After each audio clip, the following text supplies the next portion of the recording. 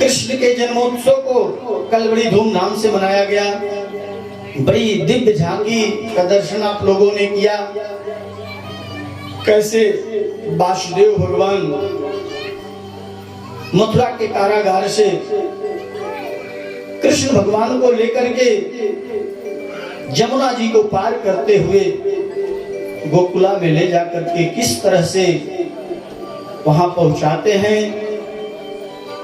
बड़ा सुंदर आप सब लोगों ने कथा का अवलोकन किया। तो सज्जनों, कृष्ण के जन्मोत्सव को बड़ी धूमधाम से मनाया गया।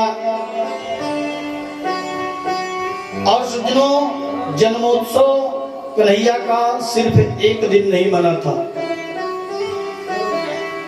निरंतर कई दिनों तक जन्मोत्सव मनता रहा। सज्जनों, ऐसी उत्सव मनायो कि सज्जनों रमा देवी आकर के नंद जी के आंगन में क्रीड़ा करने लगी। इतना सुंदर जन्मोत्सव मना कि नंद बाबा के आंगन में साक्षात रमा देवी आकर के, जो नृत्य की देवी हैं, आकर के क्रीड़ा करने लगी। आप ये समझ लीजिए कि खजाने में लक्ष्मी जी स्वयं विराजमान हो गए। नंद बाबा जितना लुटावे उतना ही बढ़ता जावे। लल्ला की जन्मोत्सव में जितना नंद बाबा लुटाते थे उसका कई गुना बढ़ता जाता था। नंद कछु इतनो जो दियो घनश्याम की मति बौरी, देखन मोहि लुटाय दियो न बची बचिया छछिया न पिछोरी।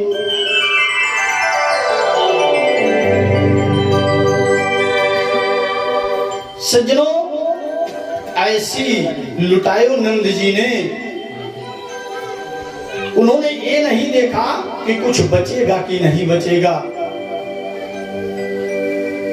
लल्ला के जन्मोत्सव में जो उनके सामने आया लुटाते गए। और सबसे हर्ष की बात तो ये थी कि नंद बाबा जो लुटाते थे, उस उत्सव में जितने लोग थे जो कुछ लुटाते थे अपने पीछे वाले को ना, जब पीछे वाले को मिलता था तो वो भी अपने पास नहीं रखता था।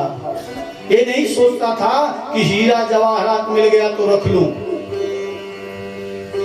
उस जन्मोत्सव में जिसको जो मिलता था वह तुरंत अपने पीछे वाले को लुटा दिया करता था। इतना सुंदर जन्मोत्सव मन रहा था। सज्जनों, जन्मोत्सव तो कई दिनों तक मना निरंतर। और सज्जनों, नंद बाबा ने कहा ऐसा है, आप सभी लोग लल्ला का जन्मोत्सव मनाओ, खूब धूमधाम से मनाओ, और मैं मथुरा जा रहा हूं कंस को वार्षिक कर देने। सज्जनों, मथुरा के राजा कंस थे और आसपास के जितने राजा थे वह प्रतिवर्ष कंस को कर दिया करते थे। तो नंद बाबा ने कहा कि आप लोग जन्मोत्सव खूब मनाओ और मैं कंस को कर दे करके लौट कर आऊंगा।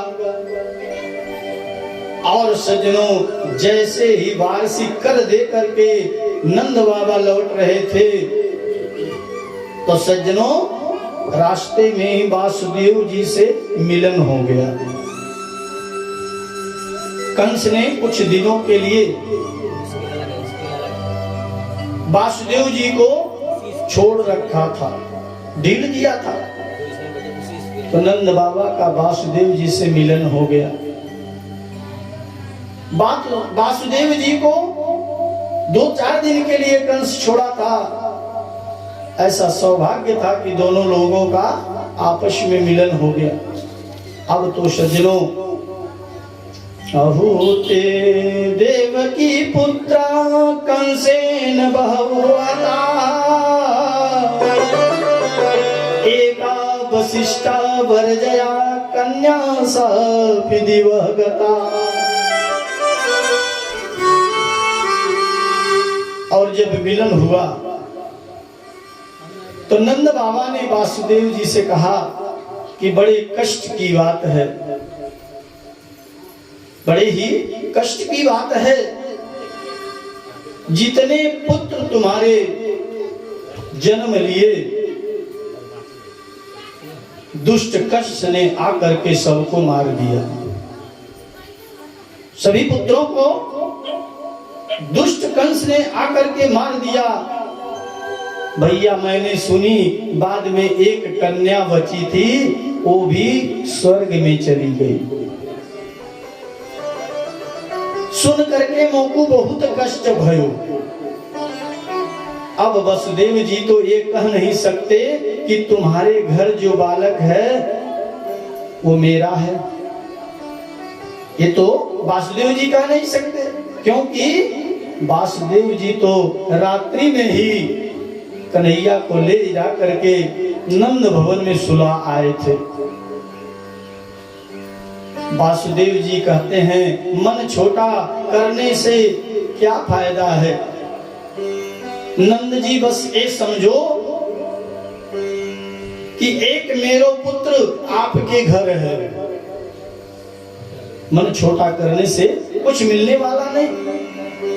मैं छोटे वाले पुत्र को अपना पुत्र मान लूंगा, क्योंकि वासुदेव जी को तो पता है कि नंद भवन में मेरा लल्ला है। वासुदेव जी नंद जी से इस तरह से बातें कर रहे हैं।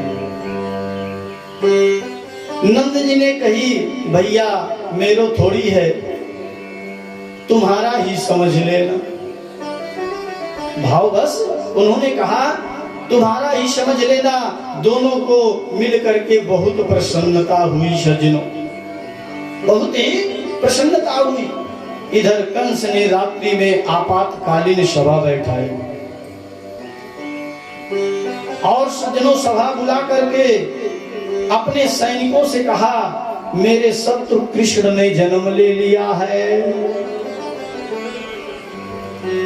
और मैं नहीं चाहता कि वो बड़ा होकर के मेरा वध करे, मुझे मारे। इसीलिए कृष्ण की मृत्यु होनी चाहिए, कृष्ण को मरना चाहिए। ऐसा मन में विचार, कंस के मन में इस प्रकार का विचार उद्दलित हो रहा है। कंस ने सैनिकों से कहा अरे हम कहां कहां ढूंढेंगे उस कृष्ण को, हम कहां कहां ढूंढेंगे। हम निश्चित करते हैं कि 84 कोस के ब्रज में जितने गांव हैं, इस 84 कोस के ब्रज में जितने गांव हैं, हम उस गांव में जाएंगे, हर घर घर में जाएंगे और 1 महीने के अंदर जितने बच्चे जन्म लिए हैं सबको मार देंगे।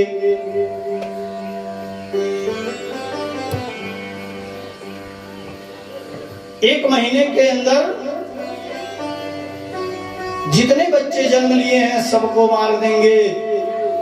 उसी में तुम्हारा शत्रु भी मर जाएगा। प्रेम शिव वृंदावन बिहारी लाल की जय।